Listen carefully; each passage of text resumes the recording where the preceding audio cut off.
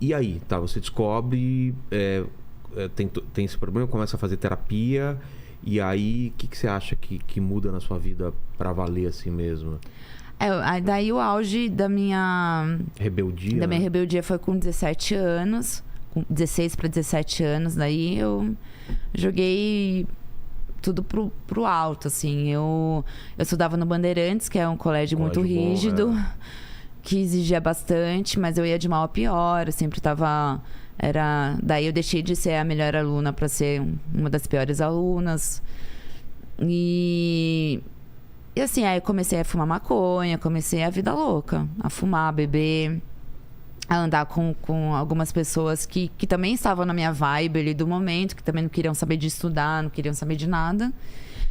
E entrei nessa vibe, assim, cansei de ser legal com os meus pais, cansei de ser boa aluna. E eu não quero mais saber de nada.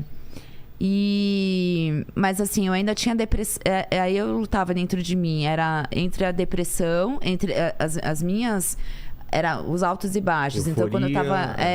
Então, quando eu tava lá embaixo com uma crise deprê, eu ficava mal, não queria sair do quarto. Tava bem pra caramba, entendeu? E daí, com isso, surgiram as brigas que se tornaram muito mais intensas e muito piores, assim. Então, aí meu pai cortou... Quando meu pai descobriu pra que usava o dinheiro que ele me dava de mesada, ele cortou.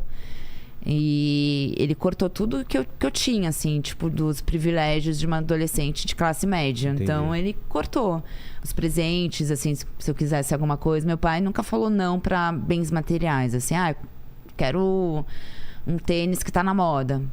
Ia lá e comprava. Ganhava mesada. Em relação a isso, eu sempre tive tudo do bom e do melhor. Tudo que eu quis, eu tive. E daí cortou tudo. A partir do momento que ele corta tudo, eu precisava ainda do dinheiro pra manter os meus vícios, claro, de adolescentes. E com o que eu fiz? Comecei a furtar os meus próprios pais dentro de casa. Então, eu comecei a tirar... Naquela época, não existia Pix, não existia... Tipo, cartão era débito, mas as pessoas quase não usavam. Era mais cheque. Ou dinheiro. Então, os meus pais, eles sempre andavam com muito dinheiro. E meu pai, ele sempre guardava muito dinheiro numa gaveta em casa, que todo mundo sabia. Ali da família. Então, eu comecei a furtar tanto dinheiro da bolsa da minha mãe, que sempre tinha muito dinheiro, e sempre dinheiro da gaveta do meu pai. Até que uma das vezes minha mãe flagrou eu pegando dinheiro com... Ela já estava desconfiada, porque ela começou a sentir falta. Então, por exemplo, porque eu entrei também me dava prazer, porque era a euforia do perigo, de fazer algo muito errado, adrenalina total, meu coração disparava. Nossa, eu tô fazendo uma coisa muito errada. E daí eu comecei, antes eu pegava de 10 em 10, eu comecei de 50 em 50. Então, assim, às vezes eu pegava, sei lá, R$100. Aí eu ia pro meu quarto. Eu vou lá e vou pegar mais 50. Nem precisava. Não precisava mais. Eu ia por, sei lá o quê, por besteira de adolescente. E eu ia lá de novo. E numa dessas vezes, minha mãe me pegou no flagra com a bolsa. E daí ela brigou comigo, toda razão, brigou comigo. E daí, tanto que ela começou a esconder a bolsa dela em outro lugar, mas eu descobri também o outro esconderijo depois. E daí eu entrei nessa fase bem da pior filha do mundo, sabe? A filha que nenhum pai quer ter, assim. E ao mesmo tempo, foi bem a fase de descobertas sexuais, né? Então eu queria namorar, eu queria sair, eu queria saber eu queria iniciar minha vida sexual também.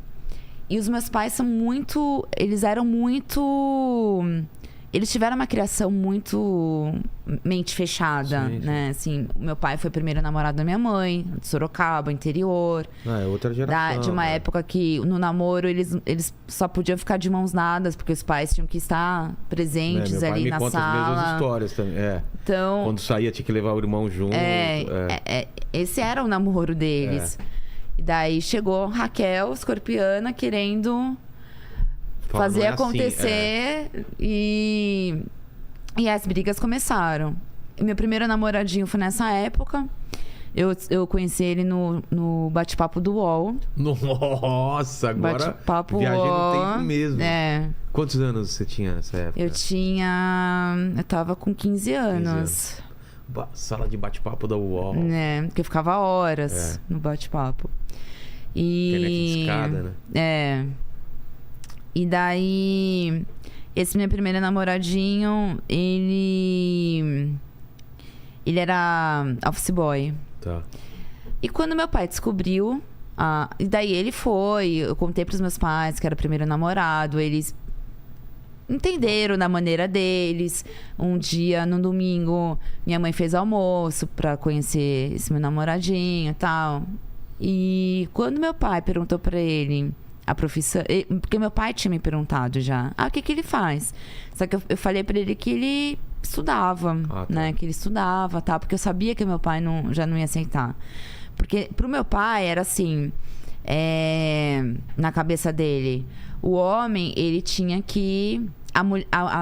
era o que ele queria para as filhas dele. Então, a mulher tem que ter sua independência financeira. Só que o homem também tem que estar acima. Prover, né? Então, o dinheiro da mulher é da mulher. Mas o homem que tem que bancar toda a família e tal. Era o pensamento do meu pai.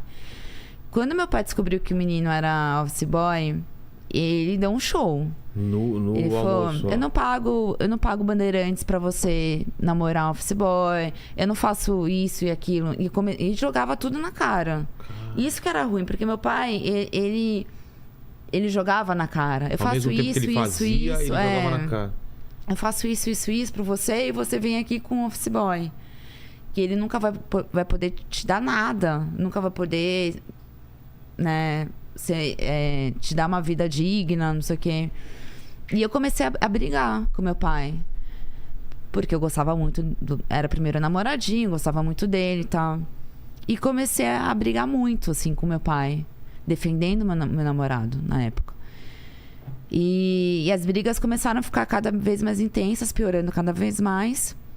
E chegou um momento, assim, que eu... então, e daí, esse meu namorado, ele era virgem também. E meus pais foram viajar, me deixaram sozinha com a empregada dormia em casa. E eu armei todo um plano dentro da minha cabeça, que era, a empregada dormia muito cedo. Sei. Aí eu esperei ela dormir. Isso já tudo combinado com meu ex-namorado. Quando ela dormia, eu pedi um lanche, uma pizza. O meu namorado já tinha chegado no prédio, porque a gente já tinha combinado o horário, tudo certinho. E aí, quando a pizza chegava, eu descia e o meu namorado entrava junto comigo no prédio, justamente para ele não interfonar. Porque o meu medo era do porteiro pegar o nome dele, ou então a empregada acordar com o interfone, Sim. Enfim, perguntar, mas quem que é? Então, tipo, ele entrava junto comigo. E daí ele ficava escondido ali na escada um pouquinho, eu entrava, deixava a pizza, o lanche lá, via se a empregada realmente estava dormindo ainda, tava. Aí a gente ia pro meu quarto. E foi assim que eu perdi a virgindade, escondida, total. E com a sensação também do perigo, mesma coisa. Né? Exatamente, que a empregada tava dormindo na sala. E eu tava no meu quarto, que era bem ao lado da sala. E isso eu tava com 15 para 16 anos. Aí esse relacionamento acabou não dando certo, assim. E com 17 anos eu fugi de casa. E aí, mas... O que deu na sua cabeça, assim? Tipo, tava insuportável, tava muita briga? Então, no meio disso tudo, sem dinheiro, eu tive a infeliz ideia de vender um conjunto de joias da minha mãe. Minha mãe tinha guardado algumas joias. Ela nunca usava joias. Assim, era muito difícil ela usar. E ela tinha ganhado um conjunto chiquérrimo, assim, foi aniversário de casamento dos meus pais de não sei quantos anos, sei lá, de 30 anos. E minha mãe ganhou esse conjunto e nunca tinha usado. Eu peguei, um dia levei pra escola e fui numa lojinha aqui que eu sabia que tinha ali perto, que tinha um anúncio: compro joias, compro ouro, compro não sei o quê. E levei lá pra vender. Vendi por R$300 um negócio que valia, tipo, sei lá, uns R$3.000. Putz.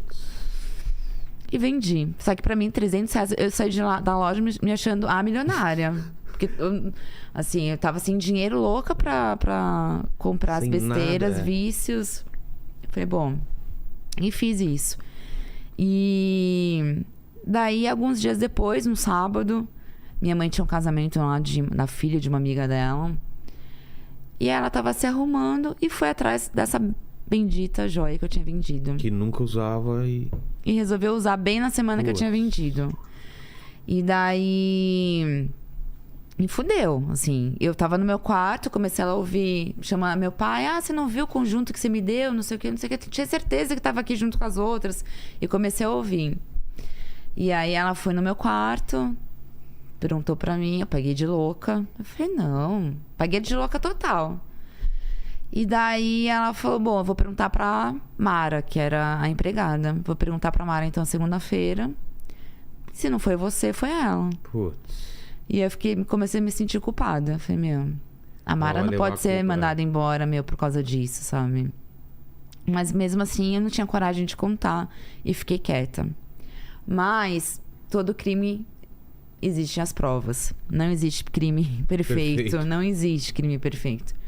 Nessa que eu levei a joia pra escola pra vender depois, eu deixei na mochila, dentro da minha mochila, com as minhas coisas. No meio de alguma dessas aulas, teve uma amiga minha, uma colega, que me pediu algum livro emprestado. E eu falei, tá na minha mochila. E ela abriu minha mochila e ela viu a caixa com as joias.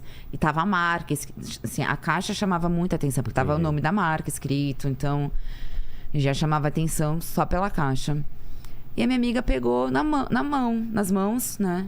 Abriu e falou, nossa, Raquel, por que você trouxe pra escola essas joias? Eu falei, não é nada não, inventei uma história, nem lembro exatamente, que foi tipo uma mentira muito assim, que saiu na hora. Sim. Eu trouxe porque é da minha irmã e não sei o que e tal. E daí essa menina comentou com a menina do lado, fulana, olha aqui as joias que a Raquel trouxe, que bonitas, não sei o que. E começou burburinho na sala, no meio da aula. O professor viu o burburinho, foi lá pra ver o que estava acontecendo e tal. Viu que tava joias. E aí, tipo, o professor fez um comentário do tipo, nossa, mas é perigoso você andar com essas joias por aí e tal. E morreu o assunto ali. Só que foi parar nos ouvidos da diretora. Putz. Eu acredito que tenha sido por causa do professor, que deve ter achado estranho. Claro. E contou pra diretora. A diretora chamou minha mãe. Até que, assim, isso alguns dias depois. Chamou minha mãe na escola e minha mãe não me contou. Porque, geralmente, quando a diretora chamava, minha mãe não comentava comigo, eu tô indo pra escola. Ela me contava depois, quando eu chegava da escola, sobre a conversa que teve. E daí, eu cheguei em casa, nesse dia, quando minha mãe teve essa reunião com a diretora. Cheguei em casa, minha mãe já me chamou. Já tava putíssima, assim, já tava super brava. Chorou muito. E ela me perguntou, mas eu te perguntei, ela comentou, mas aquela noite eu falei pra você e você fingiu que não tinha visto e tal. Por que você não me falou? O que tá acontecendo, Raquel? Minha mãe, por um momento, tentou conversar comigo, tentou tirar de mim. E daí eu contei pra ela que eu tinha vendido, contei pra ela toda a situação. E foi um furto, né, ali. E daí, tanto é que ela comentou comigo, eu não vou contar pro seu pai. Não vou contar pro seu pai, porque seu pai não vai aceitar. Você conhece ele não vai aceitar, não vai... Eu tenho medo da reação do seu pai. Então vai ficar entre a gente aqui, tal. Passou mais alguns dias, mais uma semana, um pouquinho mais. Um dia eu cheguei em casa, entrei eu sempre entrei pela cozinha, em casa. Entrei, nisso eu vi minha mãe sentada na mesa ali da cozinha. Minha mãe tava com uma cara, assim, tipo, muito sério, muito sério. E ela só virou pra mim. E nisso eu vi meu pai vindo, porque a sala era longa. Eu vi meu pai vindo na minha direção. Minha mãe só virou pra mim e falou assim: eu não aguentei, contei pro seu pai. Putz.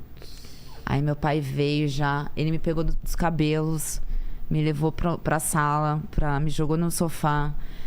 Aí arrancou minha mochila, meu. Aí ele abriu a minha mochila, jogou tudo no chão pra ver se tinha drogas, pra ver se tinha alguma coisa e tal. Aí já começou a me xingar de vagabunda, de tudo, todos os piores nomes possíveis, assim, de vagabunda, de ladra, de drogada, enfim, de puta também. Ele falava, você é minha puta, não sei o quê. Depois eu comento o porquê da puta. Mas você batia a boca ou você ficava quieta? Eu batia a boca. Eu me defendia. Tá. Só que nesse dia eu não me defendi. Porque eu sabia que eu estava errada. Eu sabia o quanto eu estava errada ali. E que eu tinha que aceitar a reação dele, né? Eu não podia também esperar menos do que isso. Assim, uma reação diferente do que essa. E daí aceitei. Meu pai bateu muito em mim. Muito, muito, muito. E aí chegou no momento que até eu tava cansada de levar tapa dele. Porque ele batia com a mão dele tava roxa, assim. Nossa. Roxa já. E aí uma hora eu virei pro meu pai e falei, pode me matar, pai. Me mata. Eu sei que o senhor tem vontade de me matar, pode fazer o que quiser comigo. E aí piorou, porque ele ficou com mais raiva de mim e foi. Mas eu falei isso também um pouquinho pra provocar. Assim, é óbvio que eu imaginava que meu pai não fosse me matar, não fosse fazer nada. Bom, passou esse dia.